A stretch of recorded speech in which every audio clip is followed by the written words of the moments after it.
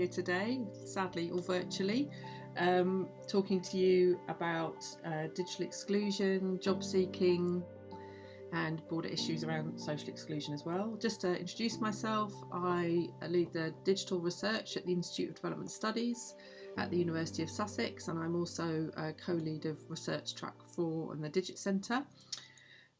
So just to sort of talk about what we're going to be doing today, I'm going to introduce Brian, who works at Digital Brighton and Hove Citizens Online, and he's going to talk briefly about his work.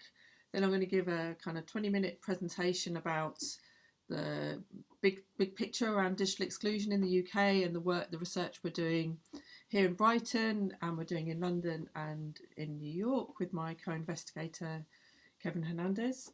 And then I've got we're going to have a kind of in-conversation session where I've got three kind of leading questions, which I'm going to ask Brian to answer first, and we're also going to share. And that's hopefully we've got people from both from the kind of digital inclusion sector, locally and nationally, and people from the kind of academic side of things. And I'm hoping this will be a really good discussion. So just handing over to Brian for a quick intro about yourself and your work. Morning, everyone. Brian with a Y. I give you a mnemonic so you don't get it wrong, because I get emails with Brian with a 9. It's like, hi, why? I'm the partnership and projects manager at Digital Brighton and Hove, and that's a project that's been running since 2015 by Citizens Online. Citizens Online are a fantastic organization. They work in the digital sphere, which for an organization, they punch above their weight. They're what's known as a small national. We do projects all over the country. Indeed, our managing director is based in the Shires. The Digital Brighton and Hove project, as I said, has been running for a good 5 years now. And it's a partnership that we've developed with Brighton and Hove City Council. And we're actually partially funded through their library service. So we work with them and do a lot of joint work. We have over 300 organizations now that we interface with, that we network with, that we help support in more than in name only. And we have currently about 400 digital champion volunteers on our book. So these are people who we work with to work with those previous aforementioned 300 organizations in and around Brighton and Hove. We've done some fantastic projects and programs, and I'll tell you a bit more about that as we expand through the morning. Thanks, Brian. So I'll give you a bit of a talk about the research that we've been doing and a bit more about the bigger picture about the story of digital exclusion. So yeah, the project I'm going to be talking about today is just one part of a kind of bigger story about my own work on digital exclusion and work, and the bigger story of what the Digit Centre is doing.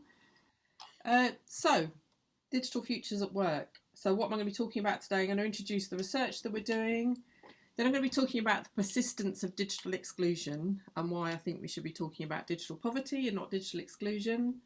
And then I'm going to give some snapshots, really, and some emergent themes from the research we're doing about disconnection, about digital skills, about poverty, and about the importance of human connections, which is where Digital Brighton and Hove really exceed and, as Brian said, punch above their weight. And then I'm going to talk about why this matters and why I think this should be at the top of both policy and research agendas.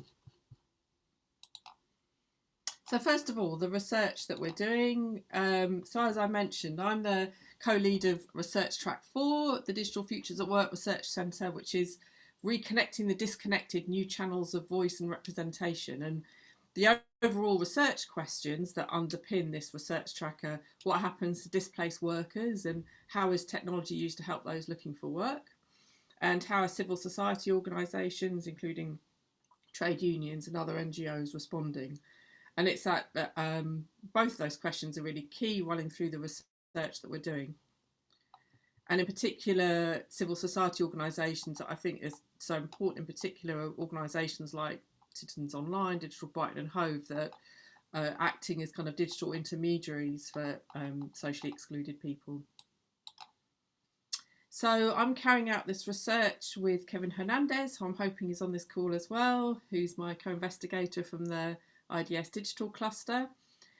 And the kind of big framing of our research is that was around pre-COVID, was around the fact that job seeking is now carried out online and access to benefits is kind of digital by default, as is the case with a lot of other government services. So having digital skills and access are now really, really important for job seekers and benefit claimants, especially with universal credit.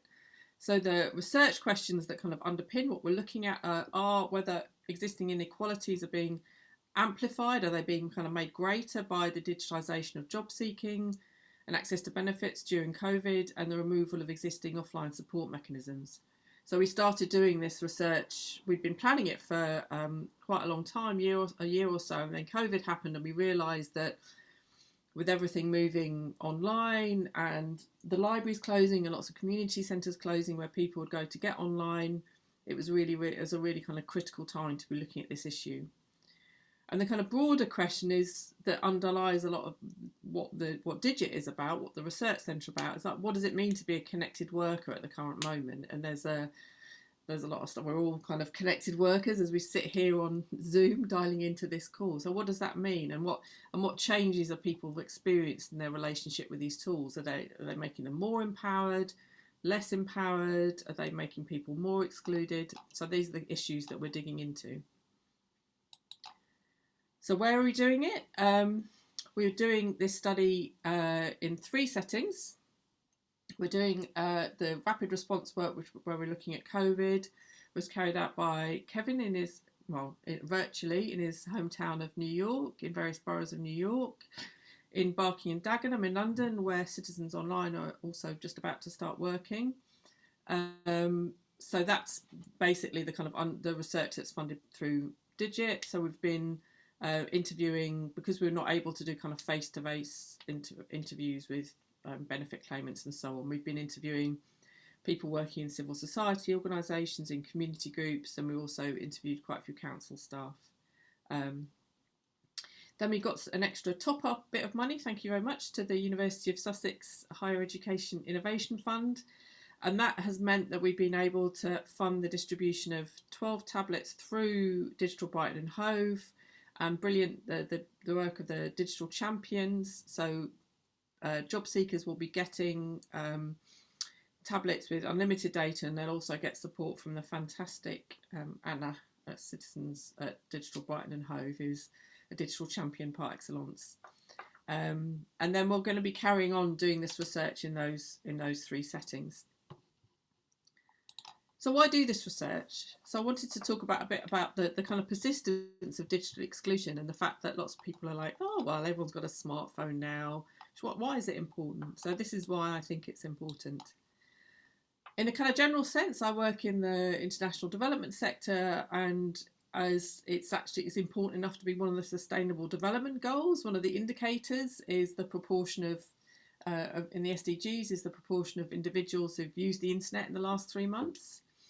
As I've said, the time of COVID means there's a very accelerated moment in digitalisation of employment and access to benefits, as lots more people are trying to claim universal credit.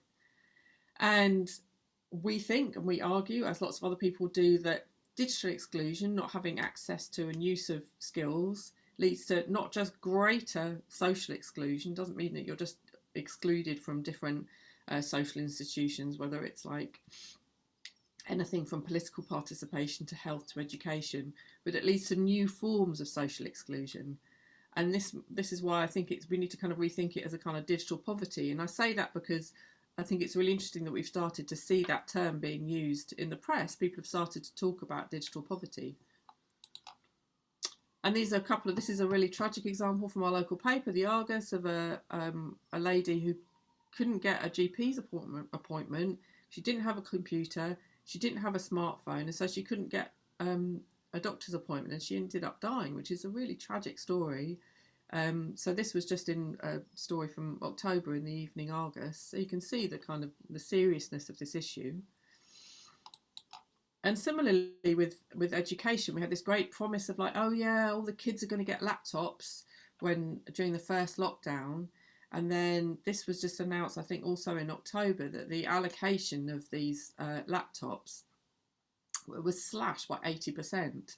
And we know I'm sure there's research going on in educational spheres, but this means that students who are still sheltering, who are trying to work at home, they were expecting a laptop, they're not going to be able to get one.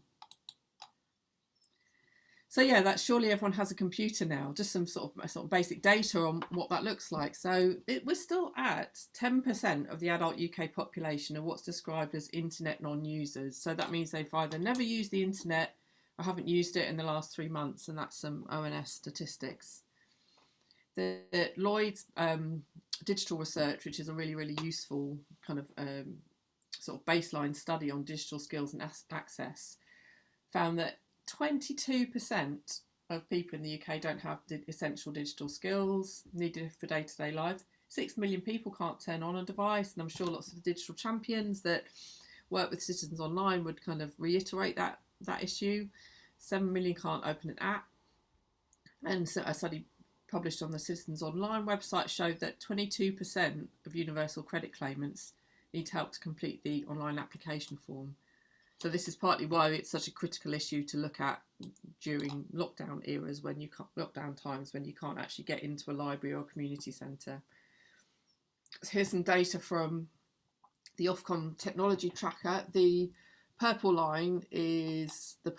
column is everybody, and then it's different kind of socio-economic classes. So you can see in terms of laptop ownership, it's up kind of like hovering around 70% of AB people in the AB social class have got one, but it comes down to like well below 40% for people in the D and E demographic class. So we can see that it's really strongly sort of access to and ownership of technology is really strongly correlated with your socio-economic status. And this has been the case for years. I'm not saying this isn't a kind of new story, but what I want to emphasise here, that this is continuing. This is a persistent problem.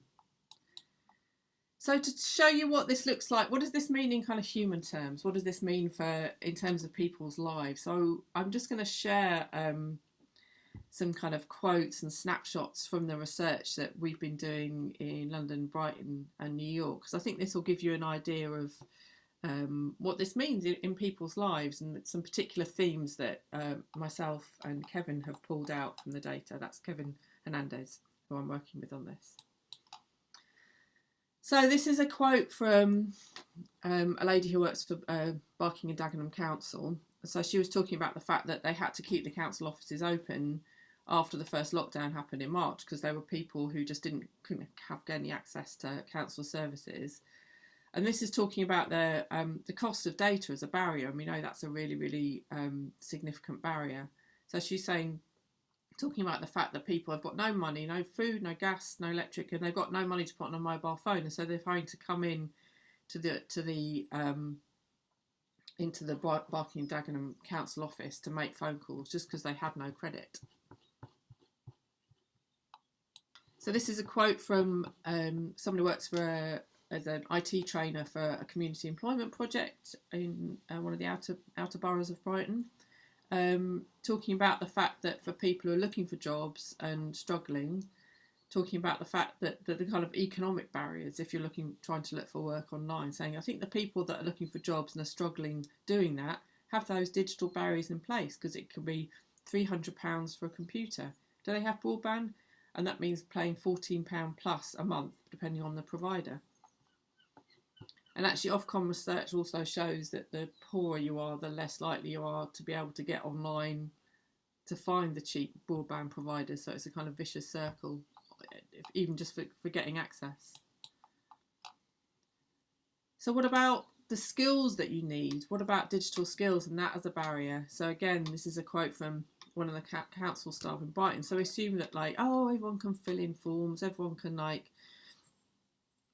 always fill in forms online, it's fine. And she's talking here saying there's one lady who was here and actually saw her through the whole afternoon trying to make a universal credit claim. She only got through half of it and it was virtually impossible.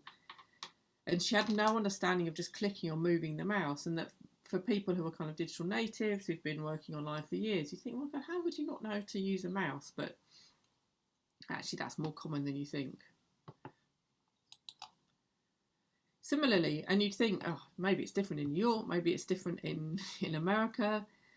And actually, what's been really interesting about Kevin doing the work in New York is how it's exactly the same issues. The only difference being that in New York, you can get kind of government issued smartphones, so that actually deals with one level of digital inequality. So remembering passwords is a nightmare. It's a nightmare for everybody. But if you think about how important it is for people, especially for people who've got slightly more kind of chaotic lives. So this is from a support worker saying that they didn't remember their password. And so it's all just trying to get into the system to start with.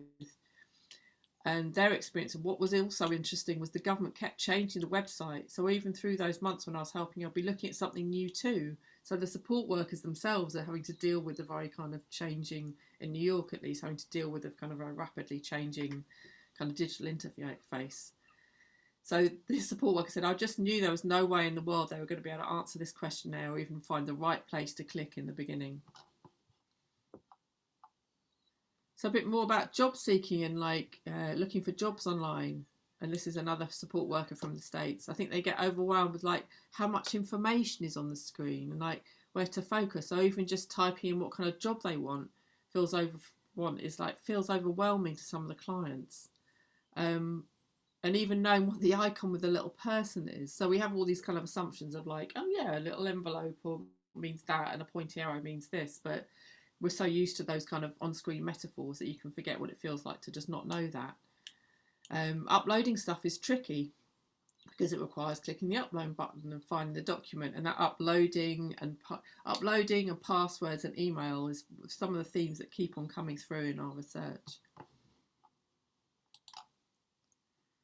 And again, I said, here's another example about email. And I think the second quote, email is a really big one. People forget their passwords. And I think the second part of this quote here is really, really interesting. It says, I think setting up email is perhaps one of the bigger hurdles, because if you haven't got that, it's like that umbrella thing. Whether it's online shopping, banking, registering with a site, pretty much every job site you have to register with if you have to use it reasonably efficiently so you can put your CV there. So I think it's that interesting, that thing of not being able to kind of manage email accounts kind of shuts a lot of doors to a lots of other things in life, like online banking, like buying stuff online, finding out the cheapest package for things. And if you can't get the email thing, if you're not on top of the email thing,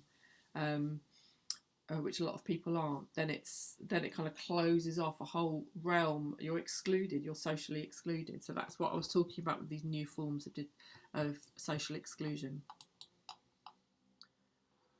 And I think this is a really heartbreaking quote, actually. I think the bureaucracy isn't getting simpler. So the underlying bureaucracies of universal credit and all the other benefits people are entitled to, just forget about the digital. Them in themselves are really, really complex, and they have been for years. And so really what you need to do is sit down next to somebody. And we can't do that at the moment. We can't sit down next to people at the moment, which is why I think the work of the kind of remote digital champions like Anna and the other digital champions that Citizen Online work with is so incredible. They're so patient and they do such brilliant work.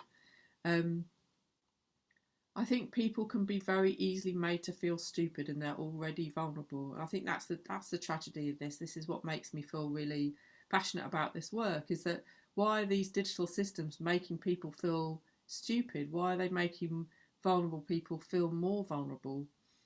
So this, and it's interesting here for the kind of software engineers, if they're here, so the software may be designed so it only recognises one kind of response and you can't talk your way out of it. So with online forms, they're expecting a certain response, and then you get the kind of computer says no thing, and it makes you feel it can make you feel much more vulnerable, much more, it can make you feel really frustrated. This last quote sort of sums up why the work of intermediaries like Citizens Online and all the other groups, often there'll be church groups, or there'll be people like the YMCA in Brighton, all kinds of groups who are providing kind of informal technical support. So this is a sort of employment support worker in the US. talking about who is benefiting, who is able to kind of benefit from a Zoom training.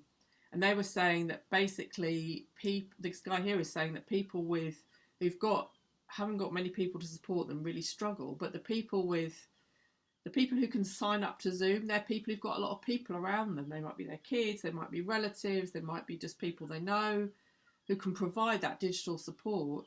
So it just shows that I don't think we can think about digital exclusion without thinking about this social exclusion. So this support worker is saying here that the people who can access this employment support, the people who've got someone to give them sort of informal tech support. So why does this matter? Why does this matter for policy? I mean, I'm hoping you're reaching your own conclusions, or you're people who work in these spaces anyway.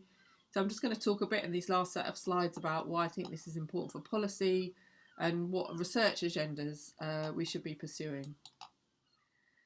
So Brian worked on the One Digital programme, and there was a really interesting evaluation of it, and I thought this was absolutely sort of a killer quote actually. In a fragmented world, digital inclusion, the topic's not a political priority. It's been around for years. During the time of the Blair era, for those of us old enough to remember that, there was a lot of money that went into digital exclusion. There was through the Cabinet Office and so on. There was money for it. I was on the board of the Sussex Community Internet Project, and we had money to spend to get people online. But now it's seen as politically unattractive, partly because it's intractable. So it's like the numbers aren't coming down. So it's not a big spending priority. The focus is on digital skills and how they can boost productivity. And yet we've seen, just even from those snapshots, this isn't about just about digital skills and productivity. This is about feeling included in society and accessing your fundamental entitlements, accessing universal credit that you're entitled to. And then this is another quote from that same evaluation. It's those essential digital skills which we can see from the Lloyd's report. They're not high on the agenda, even though they're really lacking. And again, it's all through this kind of prism of workplace productivity. And don't get me wrong, I think digital workplace skills are really, really important. But I think I really like this quote here. It's not easy to align with a kind of social justice and inclusion agenda. And I think my take is that we need to be seeing this through a social justice and inclusion agenda. And just an additional note, the charities and the NGOs and the organisations that are providing this kind of interim digital support, they're getting totally whacked at the moment. They're facing the latest statistic I got was a 48% decline in funding this year, and this is on the back of years and years of austerity, where we've seen cuts and cuts and cuts and cuts, where we thought it couldn't get any worse at local level. So just in the final 3 slides, I'm going to look at some research directions, this is a kind of call to arms for researchers. So the first is that we should be seeing this kind of digital poverty. This term, digital poverty, is an axis of inequality alongside health inequalities and so on, and other kinds of inequality. And there's a quote from the very big and very good ESRC scoping review on ways of being in a digital age that Simeon Yates et al. Did. So they recommend that the ESRC, that future research looks at this interaction between digital inequities and other areas of social inequity. So it's sort of saying that while this is an area of concern, maybe there hasn't been enough research on it. And we know that the existing research does show how these inequalities intersect with race, gender and class. So they need to be seen in an intersectional way. And I think at this kind of current political moment, unemployment's going up, poverty's going up. So we need to ensure that this digital poverty is looked at alongside these other axes of deprivation. The second area research that I think we need to probing is like how that really came through in this research is looking at how other forms of connectivity intersect with the digital inequality. So that came through in that last quote where the guy was saying, well, the people who managed to make it onto Zoom were the ones who had a lot of buddies to help them get online. And we need to understand these different aspects of disconnection in relation to job seeking and access to social protection. And that disconnection can be disconnection from communities, from like a social circle, loneliness and social exclusion. It can be kind of geographical disconnection. It could be that there aren't jobs in your like geographical area, and then the costs of transport are too great. There can be lots of different aspects of disconnection as well. So looking at that in a kind of looking at social and digital disconnection in a more kind of holistic way, we think is really important. And the third is strikes right at the heart of the work that the Digit Centre is about. It's about being a connected worker.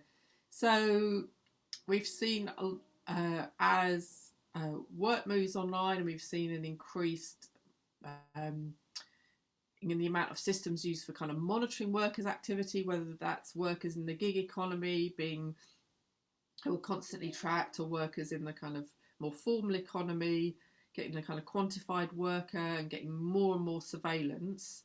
And that is now extending to job seekers, the fact that you have to kind of submit evidence of your job seeking activity.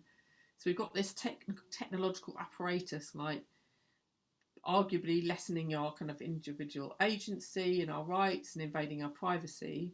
But so how do we reconcile that? This is one of the things that we're really sort of, myself and Kevin are really trying to chew over and think about. How do we reconcile everybody's right to disconnect, your right to privacy, your kind of your fundamental right to privacy within your need and your right to be connected. And I think this is a really really important issue. And I think this is one of the pieces that kind of, if you think about the kind of conceptual work that we're trying to do in the Digit Centre, I think this is one of the things that I'd really like us to get our teeth into. So finally, just some references for the reference nerds among you. Lloyds Bank Consumer Digital Index has got some really, really great data. Well, great, I think quite depressing data on those fundamental digital skills, who's got them, who hasn't got them. So now there's going to be three talking points, which I'm going to kind of introduce a bit and then ask Brian to respond to, and then we can broaden them out and we'll go through them 1, 2, 3. So the first one is about like the digital skills for life and who's got them and who hasn't got them. And I think one of the things that was really struck me, both from the kind of the statistical data from that Lloyds Bank research and from the qualitative data that we've got from own research, is the fact that we have this assumption that everyone's got computers, so everyone can use them really well. And I know from my own PhD research, which I did with socially excluded young homeless women in Brighton, that just because you have a smartphone doesn't mean you've got really good digital skills. So just a quick comment from Brian, and then maybe we can open it up just on this issue of digital skills for life and employment, and just some of your reflections on that, and then we can move on to the next two questions. Thanks for that, Becky. That was really insightful. And if I may, before I launch into it, I just want to step back and give a bit of context around One Digital. It's funny because in 2017, when I joined Clarion Housing Group and with their charity, Clarion Futures, I didn't know anything about digital championing, but yet 3-4 years later, I'm at the forefront of that with that One Digital consortium. And that was a lottery funded program. It had a number of partners in it, and of which Citizens Online was one of them. So we already worked together, so we had history, or now we have history, I should say. And the key thing about each one of the partners, they were looking at specific aspects of digital inclusion. And for Clarion Futures, we were looking at employment and how digital champions can factor into that. Now, the key things that we found was around how do you identify or acknowledge what digital exclusion is, because there's no line that you cross and go, oh, I'm digitally included now. Because if you're talking about connectivity, that's one thing. You're talking about technology, that's another thing. And then you're talking about utility. So, okay, so you can be, yes, I can afford to get online, rare. Yes, I have the tools and I know what I'm doing, again, rare. And then, okay, I have both and I know what I'm doing, uber rare. We take for granted that people have smartphones or they have something that connects them to the internet, and that gives them some sort of utility, as I say. Once you're included, then you have to look at what levels of digital literacy there is. Do people understand what they're doing and how to do it online? And can they do that confidently? And it's interesting, that whole journey, as well as traveling the road of digital championing, we were at the forefront of the discussion about foundation skills to essential digital skills, which we factored all of those things into how we shape our work. So as I said, we were working with employability. And so what we had to do was to support our digital champions, who were in the main volunteers, and we supported them to understand, how do you begin that conversation with someone who they're not sure what their problem is. They just know that they're required to get a job, to do their universal credit. They're being sanctioned because they haven't made an appointment, or they're not getting the email, and all these kind of in-between bits. How do they even know? So we have to, instead of making that assumption ourselves, and this took many iterations of making these questionnaires and running them out and trialing them, do they know what this is? Can they identify what this is? Do they know how to turn a computer on? Do they know what a keyboard is? Are they familiar with a keyboard? If any of those questions, the response was no, we just have to take them to another move to learn my way, or to get them some basic, really basic hands-on training so they understand what they're doing. And then we, in some cases, progress to using their phones and how they can do that and check their emails and so on and so forth. But I think you have to start from the state of not being presumptuous about where people are, because it's funny that it only took last year where they signed into Human Rights Convention that access to the internet is a human right, but it's a guideline, not an enshrined one. I think it's Article 19 and it's a subset. But places like Finland are ensuring that everyone has access to at least 1 megabit download speed. Yeah, and they're saying that's a human right. Now, we're a G7 country. Why are we not leading the way in doing that? Yes, it's difficult. Yes, it's hard, but at least we could make some forays into doing that. So I think, the key thing around looking at digital skills is understanding that even within the employed sector, I think it's 53%, if you go by the Lloyd's Consumer Index, 53% of employed people are not confidently online. So they might know the tools, they might understand to use their email. But you go to someone in the street, yes, they've got the Facebook app on their phone and they've got an email. That's the only way you get onto Facebook. They don't recognize that their email is their digital passport, if you will, that they need that email, access this, to check on that, and to do whatever else they need to do online. And therefore, our questionnaires would further delve into that level of understanding, like, can they do an attachment? Can they reply to an email? And then further, do they know how to search for information online? And interestingly, about searching online, there's research that says even those with degrees are only a fractionally better, like about, I think, 30% better at understanding what's a paid advertisement and what's their actual search for. Do people, and then their levels of digital inclusion, as I said, do people understand that that Google is only going to give you the type of results that you want, that's factored to you, not the most relevant. It's going to be the most relevant to you.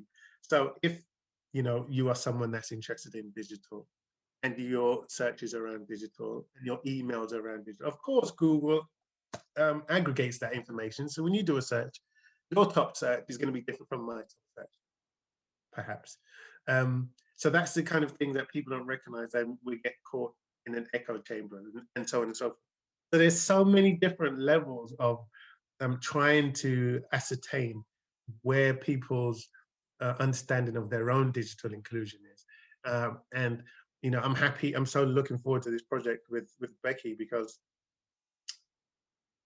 I don't want her to start where we were 3 years ago, doing all of those bits and saying, okay, where should we ask those questions? In fact, what we want to do now is build on that stuff, because there's not only us, Age UK, Scottish Council of Voluntary Organisations, Citizens Online, Digital Unite, and Carrying Futures have done this fantastic work. And they've got, and the data's online actually, that anyone can have a look at if you're interested. If you search One Digital Programme UK, you'll find that. But yeah, I think that's the cool thing around digital skills is, I think that the government has come a long way from, I think it was just foundation skills to essential digital skills, and then it progresses along. And then you have, skills within the workplace and skills for personal life. And I think what they've done there is really good. And that's because I remember we all worked with the DCMS on that. They took a lot of input from the Lloyd's Consumer Index. And that's a really good baseline to start with. But particularly when you're looking at now employability, you have to look at people's Maslow, and I keep saying that, their hierarchy of basic needs. It's difficult to get someone interested in this digital tech space when they're concerned about whether or not they're going to be able to pay their rent, put food on their table, and to feed their kids if they have any. The other part of that is you start looking at the demographics, and you start to see that young people, they are early adopters, but they're highly digital illiterate. People within the age group, I think, was it 40 to 50 are the hardest to convert, because they're going to be trade people, and their view is, well, I've done my whole life without it. My grandkids do it, or my daughter does that if I need to do it. And then counterintuitively, it's the silver surfers, so people that are retired or about to retire, who are the easiest to make that shift, because they have, you can easily sell them the need. You get them online to show, hey, you can speak to your son in Australia, just like that, okay, and you get them to convert. So I think it's a multi-layer cake that you have to look at when you begin to tackle digital exclusion. And there's a lot of tacit information out there now, which is proven quantitatively and qualitatively in the numbers speak for themselves. So I really want to have this at the forefront of government conversation, because people who were at the outskirts of society have now fallen through the cracks, because COVID has just pushed everyone away. You can't see people, unless there's a befriending network in your facility. There's nothing that you can do. I mean, I signed up at the beginning of COVID, at the first lockdown, to my Facebook local befriending group, whereby someone would say, look, there's Beatrice at number 67 blah blah blah road, can someone check in on her, or she needs shopping, she's told me, can someone go and buy it? That's fantastic. But what would be better is that Beatrice can get on Facebook or get onto Morrison's and order it herself, right? There's another element to say, that's another aspect of what you can do. I'll close my sermon by saying what I think one of the difficulties that we have. So apart from our own perceptions or the wider perceptions, is the word digital. And I think it's cliquey, and I think it's exclusive, and I think it well, with everything, it either turns you on or it turns you off. If you're outside, you're like, oh no, cyberspace, internet, hacking, all of that, I don't want to hear. But when you're in, you think, okay, you know what you're on about, but do you? To me, the word digital simply means connections. It's what we're doing now. Yeah, we're in the digital space and we're connecting. With that connection, it's between another human and another human.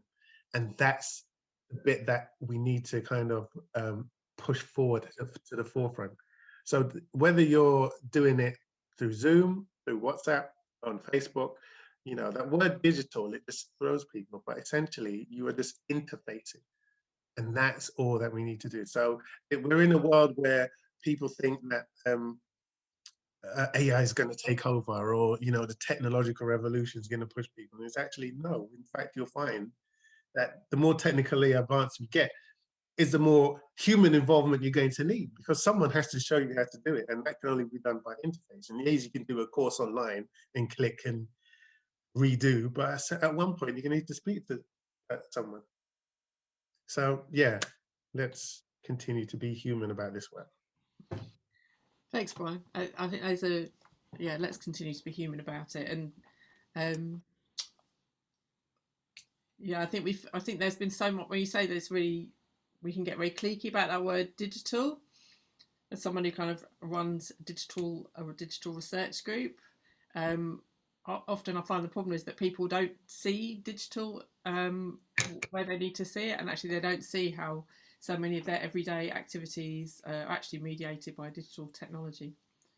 So I wondered if any of the people we've got in this virtual space have got any contributions on this idea about digital skills for life. Kevin, I don't know if you want to contribute any more, anything from your findings from the research in New York, and you just feel free to jump in. Everything that Becky said, yeah, it's true. There is a lot of overlap between the stuff that we see in New York and the stuff that we found in the UK.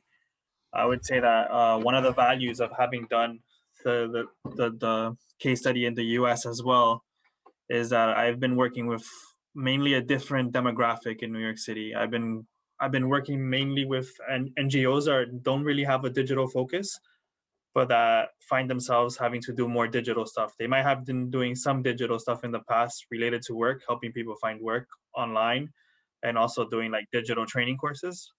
But now they're also having to help people apply for unemployment and also apply for other government benefits. But then a majority of the people who they work with, or not a majority, but many of the people who they work with aren't even able to apply for government benefits, which brings in another question of exclusion, because a lot of them are migrants and undocumented migrants. So that the work in NYC really highlights their struggle and how being connected goes beyond digital. It's kind of like being connected to a social safety net. And I think that that's something that has been coming out really strong in our research. So I think, yeah, just making the word, like the idea of a connected worker, something that goes beyond technology, is something that's important. I think that is absolutely what this work is about, because it's social inclusion through digital inclusion, essentially. And you know, it's a Venn diagram, and there's huge overlap, and that's the core aspect, is that it has to be human based and human focused work. Exactly. So I think you said something about the hierarchy of needs, right? And I think it's the thing about looking at digital inclusion as a means to an end rather than an end in itself, right? It's digital inclusion as a means to being socially included rather than the other way around. Yeah. Thanks, guys. So we've kind of segued into my next question, which was, is digital inclusion really all about social inclusion? And I think Kevin and Brian just answered that one firmly yes, really. And I think this kind of drawing attention again to the fact that a lot of the organisations, I don't know what the situation is in the States, but in the UK, charities, as I said, really struggling for funding. And we're lucky in Brighton that Digital Brighton and Hove has received some money from the council to work on this, and I think from the lottery as well. And we were able to contribute something from the the University of Sussex Higher Education Innovation Fund. So yeah, any other comments from people? So Alice just put something in the chat about wondering if any of the discussion partners work with public libraries on this issue. Yeah, so the library in Brighton is one of the key partners and funders of this work in Brighton. So yeah, and I think they're really, really important. I think, yeah, they're absolutely vital. So I think that was one of the things that kind of really triggered us to start doing the research in the summer, slightly ahead of schedule, was about seeing all these places where people need to go went to get online, seeing those kind of closed down, and obviously the library is a really important one. And also knowing that the library is a space where people can kind of get informal digital support as well, and it's that kind of, having that kind of person sitting next to people.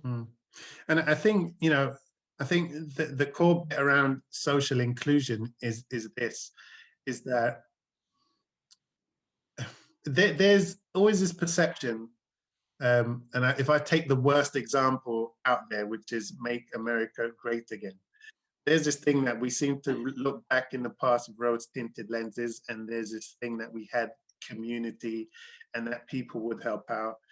And I'm sure there's no statistics to back that up. It's just something that happens with age. That there's a sense that things were better when I was a lad, or oh, you didn't have this and you didn't have that. And I'm at that age now where I'm starting to see myself become my mum and my dad, and I hate it. But the point I'm making is that people, there's a disconnect, and what it is that people are kind of fearful. They think, oh well, this has happened and I don't want to get online, or we hear about people phishing, and you get those emails from X bank saying, hey, you need to log in and change your password, and you're like, no, I don't. Or some people unfortunately have, and they've gone, I got this email, or I got this, whatever it is, and I've been around online since, was it the 411 emails from a Nigerian prince, or if you forward this to 10 people, that chain mail, and you think, oh, you'll be blessed with whatever, and you think, oh wow, this is fantastic. Or Microsoft will give you a share of their, and it's just like, oh my gosh. So maybe it's because I've been birthed in the fire through all of that, and knowing how to spot a good one and how to spot a bad one. But I think people need to recognize that wherever people get on board, there's more of that now. But it's just the same way when you teach someone to go out on the street. Like, so for my daughter, for example, when we're walking on the street, she knows she needs to be on this side of the road, or she needs to hold my hand when we're crossing the road. And then I'm sure when she gets older, I'm going to have to tell her about how to use self-defense, how to be aware of people who's walking behind you, what you're doing late at night. And those are things that we do socially. Now, if you translate that into a digital highway, and I use the word highway because that gives you the concept of busy traffic, right? And that's what it is. And I think we need to conceptualize what happens IRL, in real life, to the cyberspace. And I think it's just the same way. It's being able to get people to conceptualize what they will be doing online. So about looking for the lock, about being clever with your passwords and not sharing passwords, and case sensitive and symbols, and doing things like that. Because if you tell someone, if you go to the cash point and you take money out, you don't want to be going, this is my number, and the £50 hanging out of your back pocket as you've just taken it out, because that would be taken like that. It's the same thing when you begin to conceptualize telling people to be safe online. And I think that the difficulty, so let's put COVID into our work now, where we're going into with helping people through employment, is that not only do you have to, so digital in itself is conceptual, it's not tangible. But now you're working in a space where you can't get to speak to someone face to face. And let's remember the amount of communication that is translated through face to face. So I'm moving my hands around, I'm modulating my pitch so that you can understand my levels of excitement or whatever it is that I'm trying to convey. But when you have someone who now you have to try and do that interface through word, through text only, through imagery, or you send a flow chart that says, okay, what you want to do is open this, do this, and then get them online. How do you begin to do that, and how do you begin to support them? Because the core thing around making that transition in people is giving them the confidence, so that they can feel, oh yes, I can. And they don't feel that, oh my gosh, that's just my daughter does it. Oh, come and help me with this. You know, oh, I can't, all these keys. But actually, step by step by step. I want to learn my way.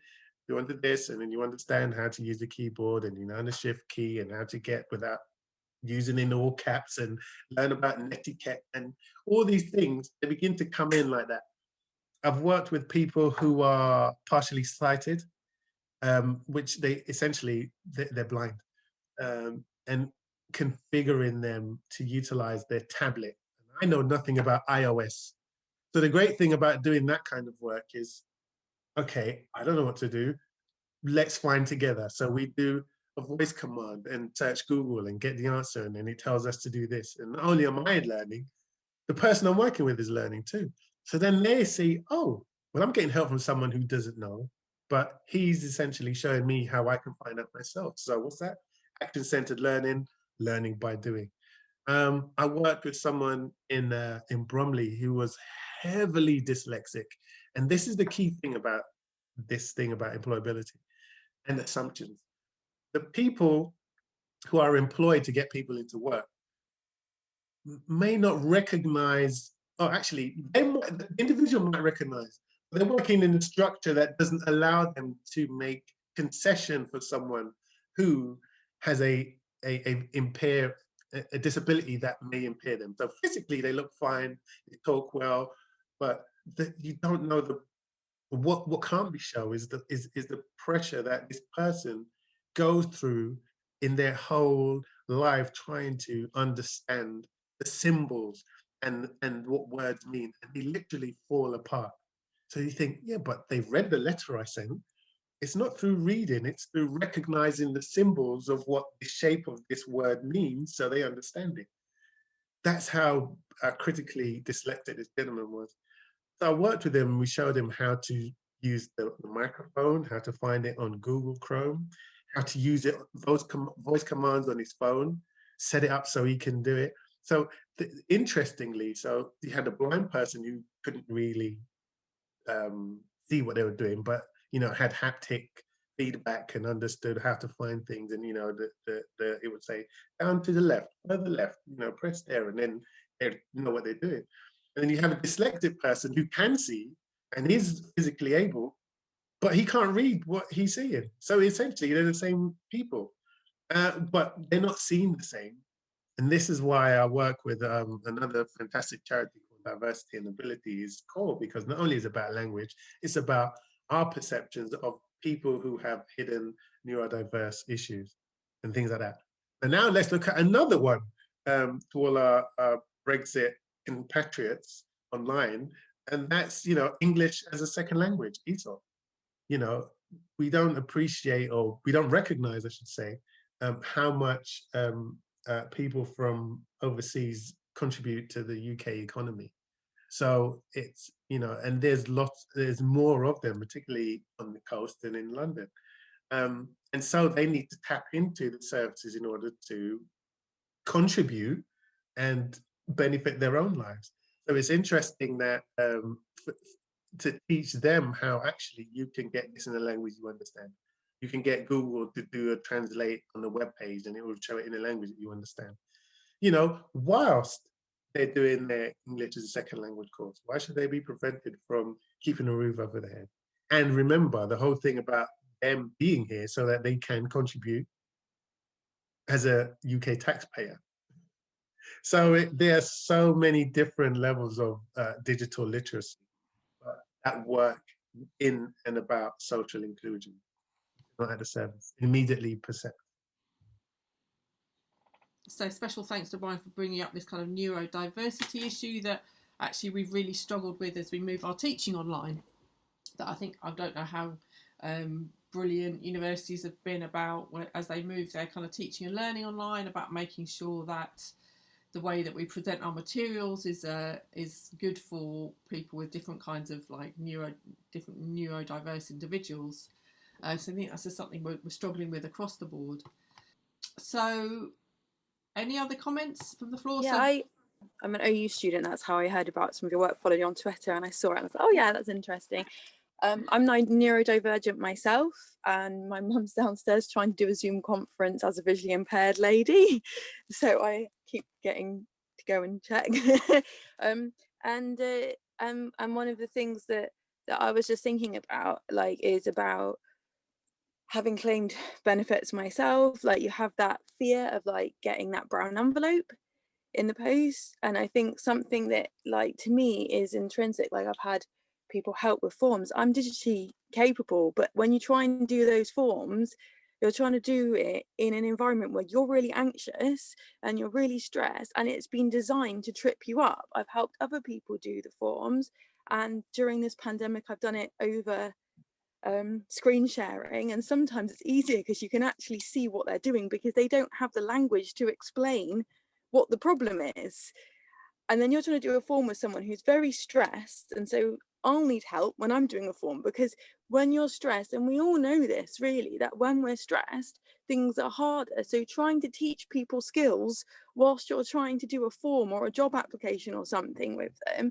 And I guess the thing that kind of makes me uncomfortable is when it's focused on getting work and stuff, and it's focused, it feels like it's become an extension of the universal credit system, and then that ties all those negative emotions. You know, I was there, it was telling someone that in order to set up a password they have to change their password, someone has to change their password and they log into universal credit, and it says that has to be done on a desktop, and people don't even know what the word desktop means. And so then you're trying to tell them, oh, Yeah. you can go to the option on your Chrome and change it to desktop view so you can change your password. But this is, to me, a lot of this is a design issue, and it's a design justice issue.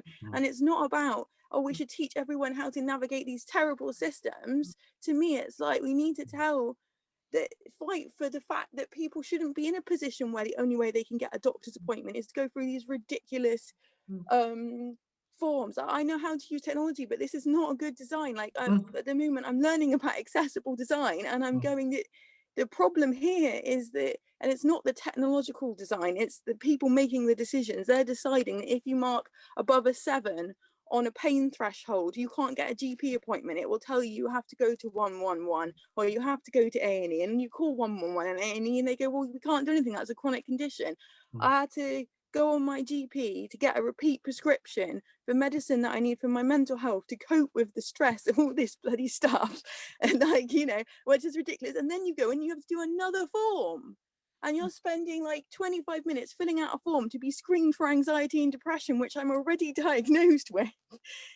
And then it goes, oh, we're concerned about your score. Well, give me my, do you know what I mean? Like, there's something fundamentally wrong with how these things are being designed.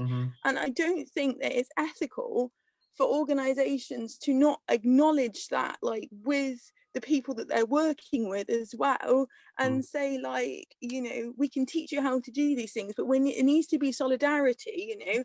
And like, I don't know, if I kind of, the one thing that I picked up on, and it's not meant to be like an individual criticism, but it kind of made me feel uncomfortable, and I thought it was worth saying, was like the idea of that it's better for someone to be able to make their own order for Morrison's independently, as opposed to these kind of mutual aid groups. The mutual aid groups bring in much more connection. They're one of the ways of taking power back from like corporations and corporate internet and universal credit, and the way that it's not all about us interacting with organizations as less than.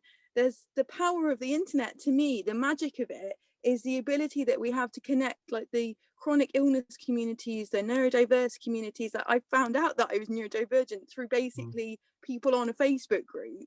Like, if it's a top-down approach of you've got to learn to use this form and this thing and this thing, that makes people stupid as well. There needs to be an acknowledgement in the end of the day that, like, you know, it's being not designed for those people, and that's like a fundamental design decision to exclude. It's not, oh, you know. And so it just, I don't know, sometimes it just makes me frustrated to think, well, you know, you can teach people as much as you want, but like, are we just training people, you know, to like put up with this system? So yeah, sorry, that's my rant for the day. No, that's not a rant, and that's, thank you. That's, you know, That's fantastic. that's brought it, yeah, it's brought it right down to the core nub, and the essence of what I'm saying is that it is a human-centered approach. So before I explain, I'll give you an example. I work with a housing association who kind of got ahead of the this kind of AI perception and what it means about utilizing technology. So what they did was they created an app that made people be able to go online and say, I've got a problem, my window's broken, can I report it? Oh, I want to pay my rent, I can do it on the phone. And what the staff were fearful, they were like, oh my gosh, if they move these services to the app, that means I no longer have got a job to call everyone and say, how you doing? And you're late with your rent, or it was. So there was that whole scenario that people thought they were going to lose their jobs. And what the Housing Association did, they assured people that this isn't about you using your jobs. This is about utilizing the technology more effectively. So how did they do that? Well, what they did was they made sure that the people who used the app were able to use the app and were able to utilize it to report, to get in touch with, and to use it as it's meant to do, which meant that the people who they had a risk register of the people who had conditions, who were elderly, who were vulnerable. And that meant that when they called through to the hotline, that meant that the people that were in situ as frontline telephone support, they weren't doing less. What it meant was they could spend more time with those people who needed it. Whereas the people who were just like, oh, look, mate, can you come around and sort it out? No, go on the app, or send an email, you don't have an issue, use the technology as it's supposed to be used. So the core thing about that is that you cannot take humans out of the picture. So in essence, what I said about, and Mavis being able to do that online, is that she has the ability, but that doesn't mean, what's the core payoff about that delivery is when John comes around again and he knows who Mavis is and he's like, hey, how are you? We've got this. Oh, unfortunately, we didn't have your milk, so we've replaced it with long life milk. And here's that connection. But the whole thing about everything that you said ties into the human approach. So essentially, I mean, again, I'm going off the top of the head now. For all the things that you've just listed, is that what the government needs to really recognize is that instead of trying to make things more efficient and point people over there and get someone on the phone line that you just have to press this and wait, and you spend 25 minutes, half an hour plus waiting for someone to speak to tell you that you have to go to an A&E. It's actually, let's get more humans in where they're needed. And that's the core thing. When you're speaking to a human who empathizes and understands what you may be going through, then that puts you at ease and go, look, I'm having a problem. And they're like, fine. They're specialists, they understand that, and therefore people are not left to fend for themselves and to find through the forms. And as you say, that we have to come up with groups and organizations and little and set up our own cliques in order to support people who don't understand what the wider cliques are about. So I totally take your point, Ruth, and that is essentially what all of this is about. So it's about social inclusion, with the advent of, hey, we can use this technology should we need it. I don't think it's about excluding or an either or approach. It's yes and, not yes but. Thanks, Brian. I just wanted to say thanks to Ruth, for that was really, really powerful. That was really incredible, and thanks for your contribution. And shout out to another Open University student, someone who did her master's and her PhD at a very advanced age through the OU. I think it's an absolutely incredible institution. And I just wanted to come back to that issue you talked about, design justice, and it just making this is that people. One of the issues that we talk about a lot in our work at IDS is about this idea that you kind of have this technological determinism, or the technology does this and this is what the technology is making these decisions. These are systems that are designed by people, and you could argue that and this is why I think this whole thing about kind of really tussling this idea of the connected worker, and this kind of managing to do that in a way which is actually respects people's autonomy and agency and gives people the power. And at the moment, I think these systems, whether you're a benefit claimant or whether you're an Uber driver or someone whose work is being constantly monitored by someone who's just checking in on what you're doing online, that isn't encouraging people's sense of agency and self-determination. I think it's actually threatening to that, and I think that's why we really need to be kind of like really working through how to reconcile the good of digital inclusion and getting people online and getting people connected with the kind of technological bads. So we had a question from Dave Barker. This is one for you, Brian. How are Brighton, Barking and Dagenham, and how are all the digital inclusion players working with other people to join up in this space? And that's probably a question for Citizens Online more generally. Well, the cool thing is that we're a flagship program at Digital Brighton and Hove. And obviously we're able to be in that position because we have had been a good bit of funding. We had Digital Gwynedd in Wales, and we also had Digital, I forget, somewhere far north of London, where I'm originally from. So somewhere up north. And these are the templates by which we can replicate and use for other projects. So if you happen to look at Citizens Online's website, there's a lot of services they offer, from digital consultancy to everything else going down. So it's essentially, however, the work is around digital championing, and that what digital champions are, they're a means of extending our reach into the community and a lot further than we are, because we're not frontline. We're not on the front lines. We're supporting people who are on the front lines. So essentially, our work that's going to take place in Barking and Dagenham and across East London is around seeing what we can do to help the council to engage with the digital champions. Now, there's kind of 3 ways of doing that. So I've mentioned volunteer digital champions, and that generally doesn't work unless you have some kind of a volunteer coordinator or digital champion coordinator at ETC. So that's imperative. And another way is that you have an embedded champion. So that's someone who works for the council or works for the organization and also is equipped and skilled to put that training across.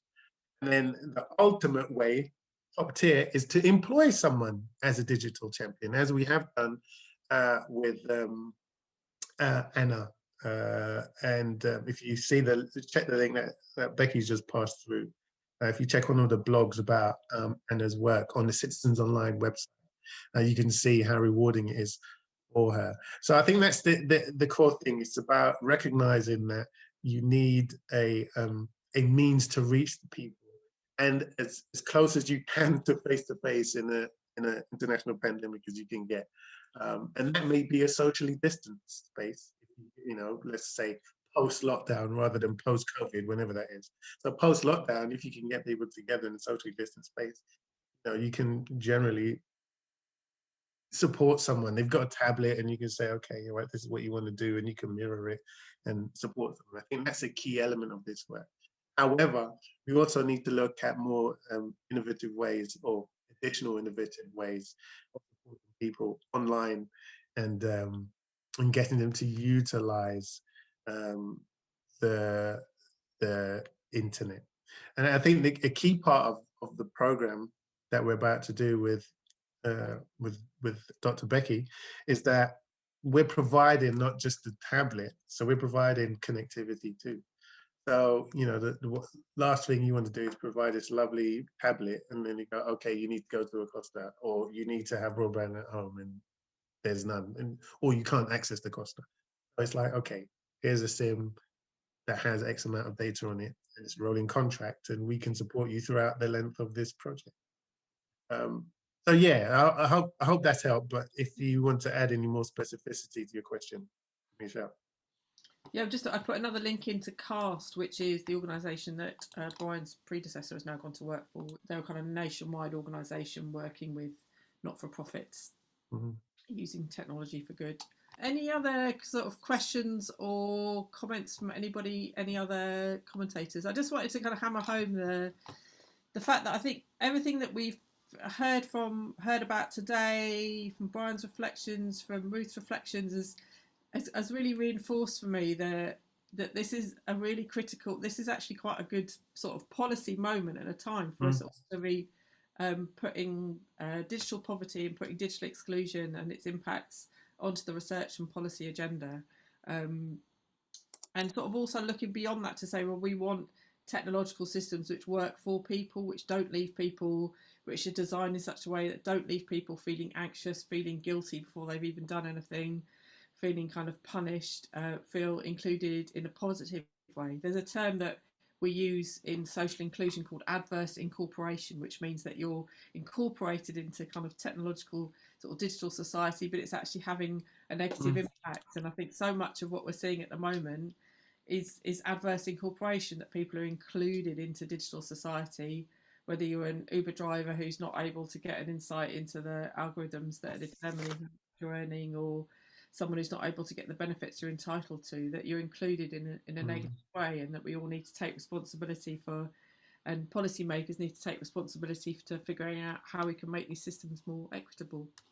Yeah, I just wanted to touch on, before we wrap, is I don't think we delved into the specificity of the third question. So for the audience that's still with us, that question came about as when I was talking with Becky last week, and there was a meme going around saying, describe your job badly. And describing my job badly is trying to incorporate people into the matrix.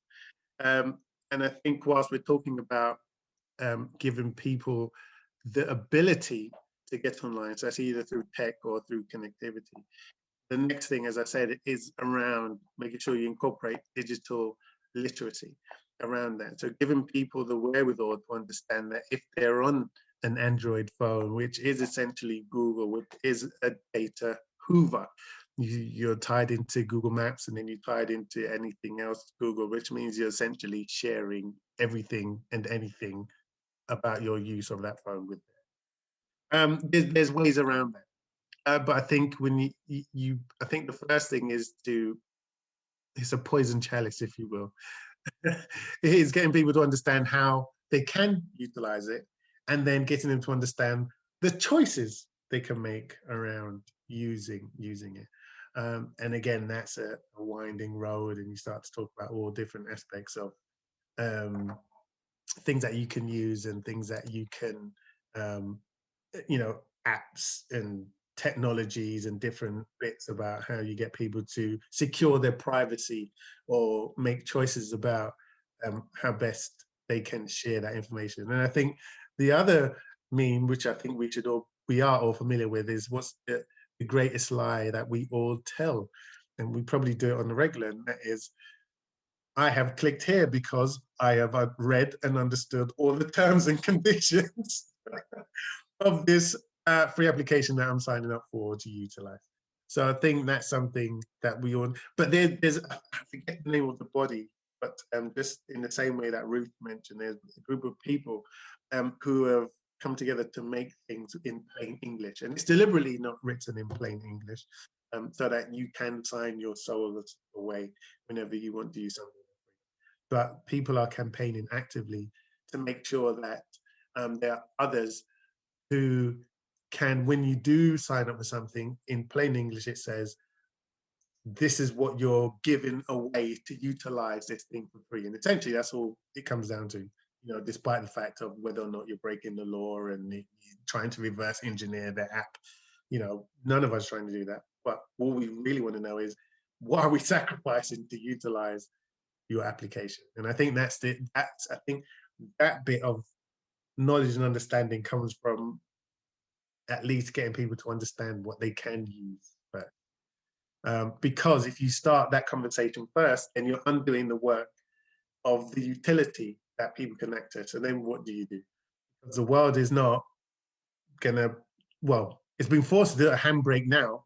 That handbrake and pause has made us realize just how much people need to utilize this tool. And then they can make a choice and say, well, I don't care, you know, or they can make a choice and go, actually, I'm concerned about how much information you want from me just for me to know where I'm going in my car.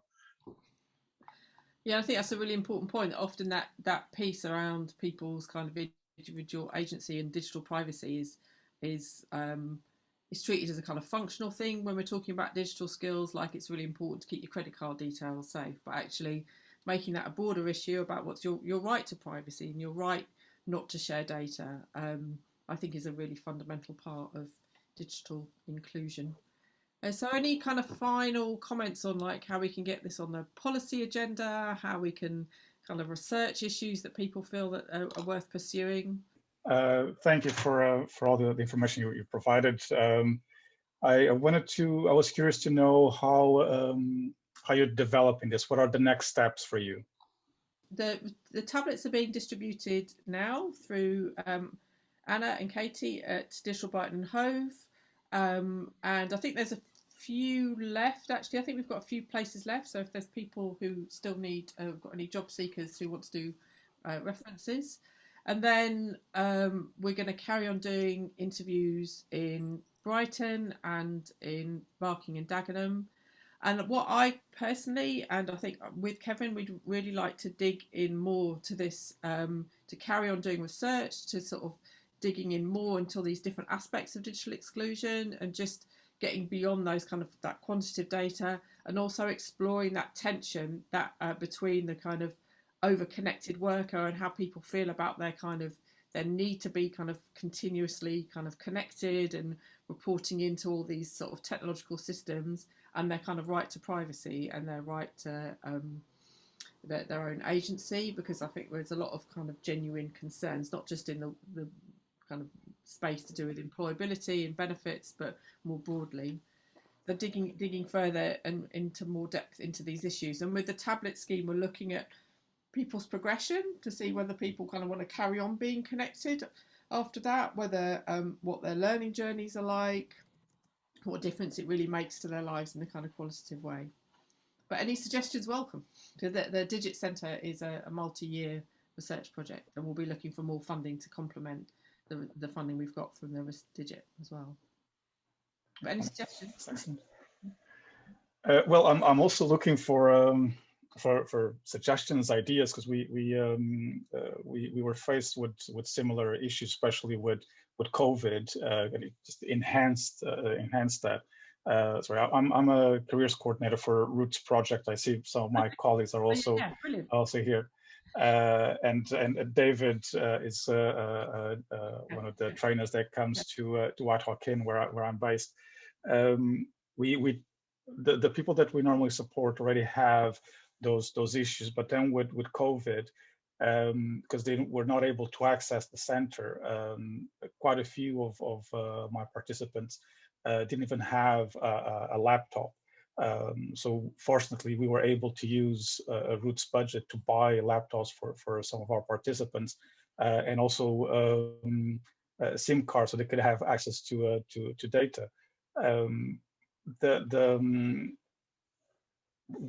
I agree with a lot of things that was said here, and a lot of issues are very, very similar. And I think from what I've experienced, some of my participants, they feel then very overwhelmed. So we have kind of handheld support, but then at each stage they need more and more, and they can become very very overwhelmed. I can remember who mentioned emails. And for job seekers, it seems very easy to just sign up to a few platforms, but then they get bombarded by emails if they don't manage their preferences. So they just then completely disconnect from that, and they may lose very good opportunities, including job interviews, because then they're just buried under all of those emails, and they just feel overwhelmed with the being flooded with with emails, and then they can't also differentiate between spam and genuinely genuine emails. It is something that's we're trying also to look for answers and see how we can empower our participants. Thanks for that, Mirko. That's awesome, and that's in line with my direct experience. I think the first thing is to deal with capacity, because and that's, you know, whether or not your staff or your team have the ability to support people on a one-to-one basis, because that's the only way you kind of generally do this. And I say only loosely because now we have to think about other ways of doing it. And the way we did it before is, you know, in a pre-COVID world, there'd be a job club, and we'll have the, you know, the work coach there, and we'd have a team of digital champions supporting at each job club whenever it is run, once a week or bi-weekly, whenever, and supporting people directly with what they need to do. So there's ad hoc support, and then there's direct support where, you know, Jane's coming in at 11 o'clock next week, Monday, and we're going to work with her to do the X, Y, and Z. And then within that, the great thing about that kind of forum is that you get to, not only, it's not as if you have a preset menu of things that you're going to do, but the core element is to get them employed. And then you meet them at the point of their digital literacy, if you will.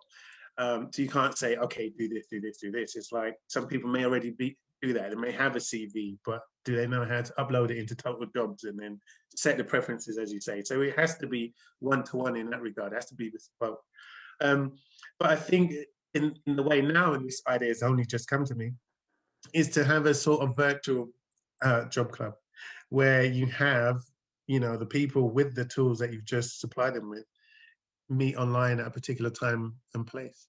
And you kind of do a Q&A, or you do a workshop, and maybe you do a workshop on Google Mail and how to create folders, or how to mark as read, or whatever it is. There's this one thing that you're going to do that, as Ruth just pointed out, alleviates a ton of stress. And I'll tell you about what the stress that emails can do is the same thing that now we've moved from emails to WhatsApp. And so we've got WhatsApp, and we've got that message that you want to reply to, you see mark it as unread, and then another one comes in, and then you're scrolling, and then it's like, okay, so now I've got WhatsApp, and now I've got this, and now I've got a SIM. Then I may get a call from an employer, but it comes up unknown, and I don't take unknown calls. So what am I going to do? You know, there's all these levels to, and there's solutions for every single one of them. You know, unknown calls, set yourself a voicemail so you can record it. Make sure you budget yourself so you can retrieve that voicemail and listen to it, etc. Give yourself 48 hours to respond, because it may be for an interview.